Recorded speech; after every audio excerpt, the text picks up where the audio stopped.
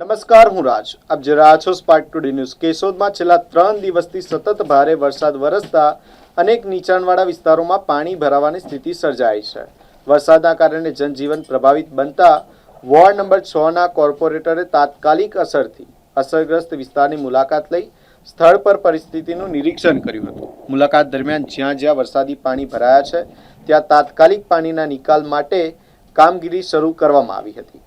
સાથે જ સ્થાનિક રહેવાસીઓને જરૂરી સહાય મળી રહે અને તેમની સમસ્યાનું ઝડપથી નિરાકરણ આવે તે માટે કોર્પોરેટર દ્વારા સતત દેખરેખ રાખવામાં આવી હોવાનું જણાવ્યું છે. કેશોદ શહેરમાં છેલ્લા 3 દિવસથી સતત વરસાદ વરસી રહ્યો છે. આ વરસાદને ધ્યાનમાં લઈ અને અમે 4 સદસ્ય સતત રોડ ઉપર જ લોકોની સમસ્યાને ધ્યાનમાં રાખી અને સતત રોડ ઉપર જ ખડા પગે છે રાત દિવસ, અને જ્યાં જ્યાં જરૂર પડે ત્યાં જેસીબીની મદદથી પાણીનો નિકાલ કરેલો છે.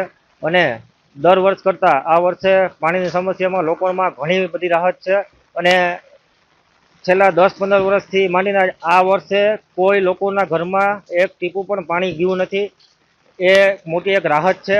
અને હજી આવનારા દિવસોમાં ભવિષ્યમાં પણ ક્યાંય પણ પાણી નહીં રહે એવી સમસ્યાનું અમે નિવારણ કરવાના છે.